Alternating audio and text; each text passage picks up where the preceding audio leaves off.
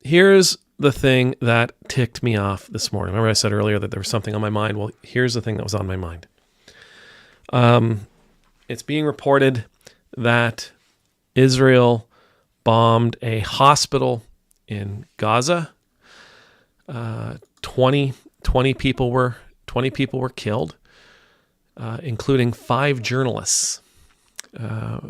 And it's what they call a double tap hit, which isn't a mistake. It's a strategy. We saw it in the Second World War as well. What happens is you bomb something, and then you wait a little while, and what happens is, of course, all the emergency responders come out and all the people gather around to try to help, and then you bomb it again. And you end up taking out infrastructure like ambulances and like fire trucks. And we did this in the Second World War. All right. This isn't a new strategy. The Allies did this in the Second World War, as did the Axis powers. You hit something, you wait for people to gather to help out, and then you hit it again. And the damage is overwhelming.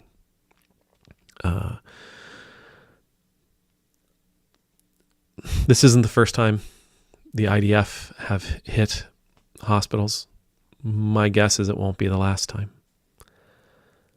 As I was reading this story, the algorithm does what the algorithm does, and the next news story that popped up to me was something that happened back in mid-August, August 16th, I believe, at the Paralympics.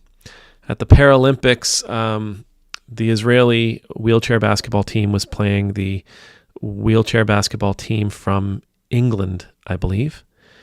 And I think it was during the national anthem for Israel, the British ballers turned their backs on the Israeli team. And nobody at the time noticed. I can only imagine what kind of game that would have been if the Israeli team had noticed what was going on. But it was something that was noticed later on. And a representative for the Israeli Paralympic Committee, he came out and denounced the British squad's what he calls shameful conduct, and said that this kind of thing it can't be allowed to pass. The chairman goes on to say, we will not allow the world to forget October 7th.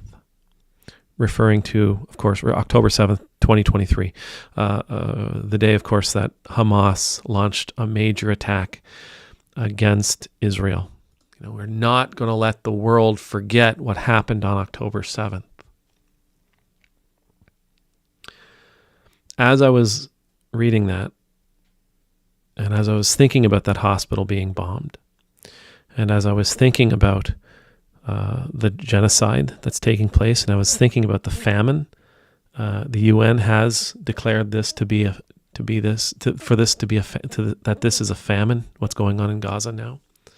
That there are enough people who are starving, who are malnourished and starving, that this meets the definition of an engineered famine, a human engineered famine.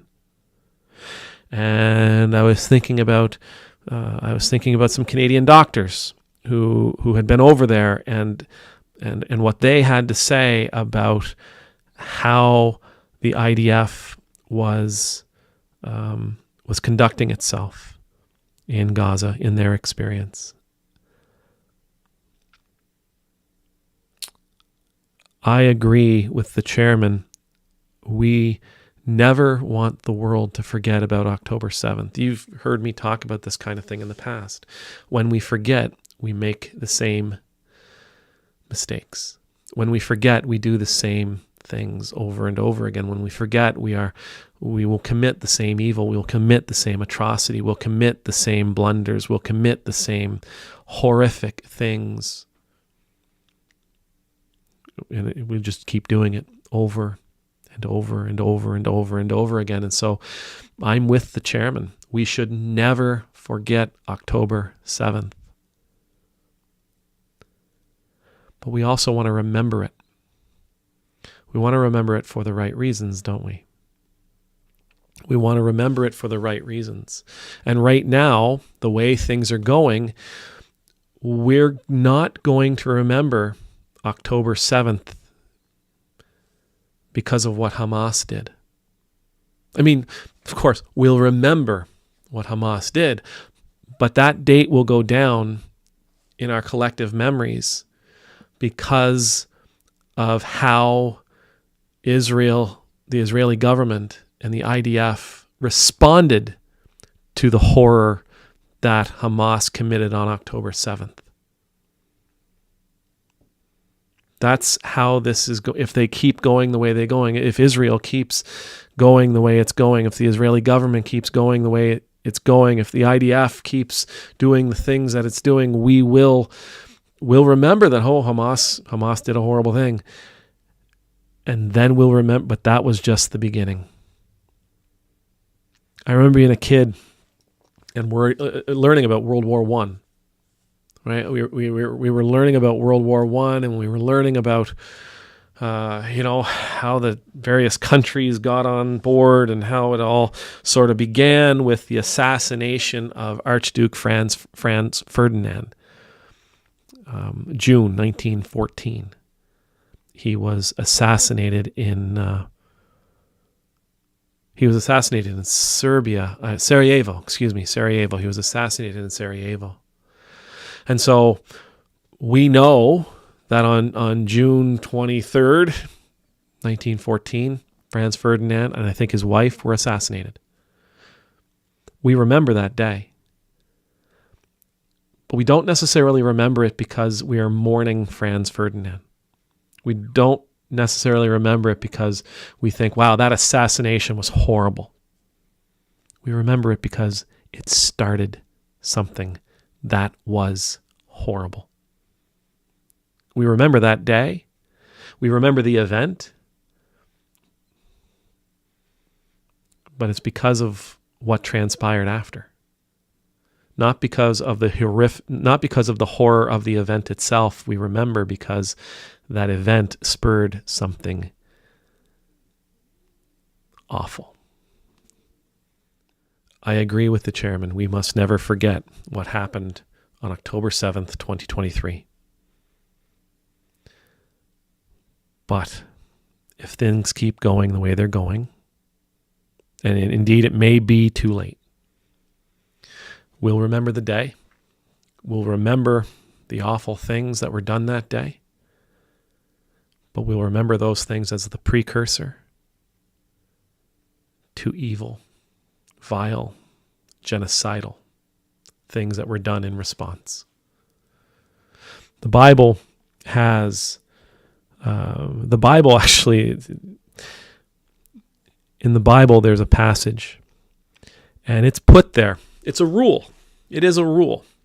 And it's put there because it wants to make sure that people stop acting disproportionately.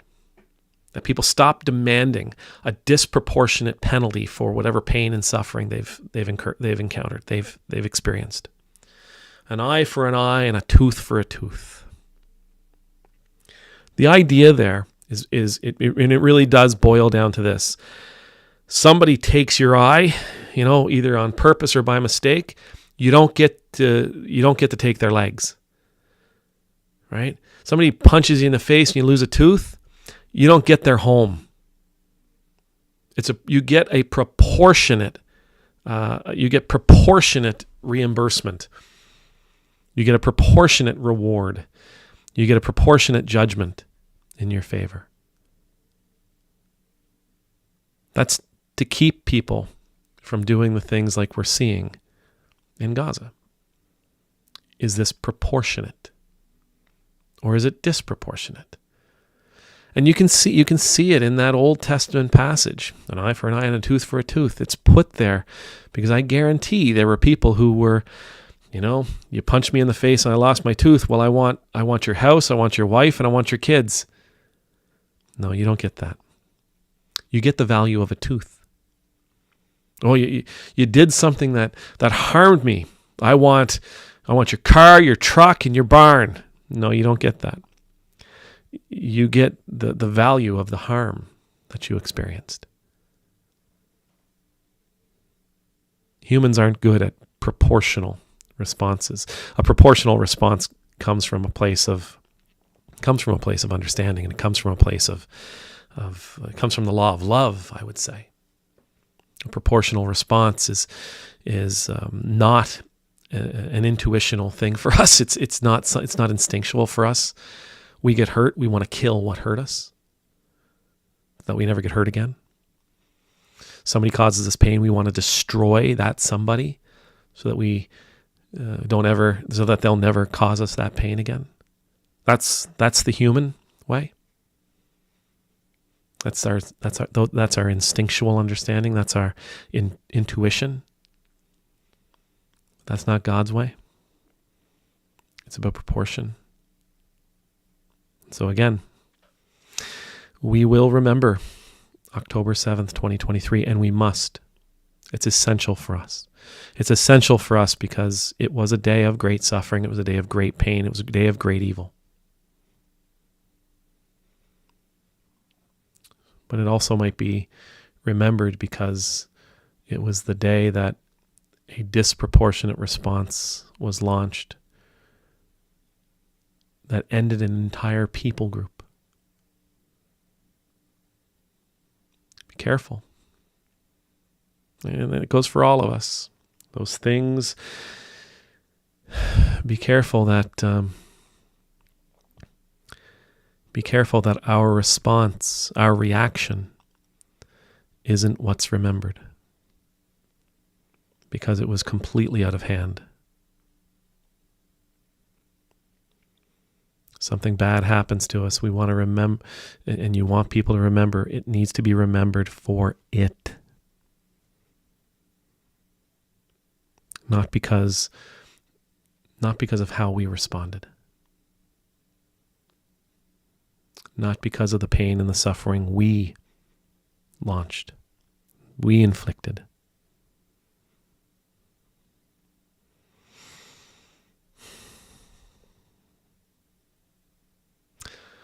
Amen.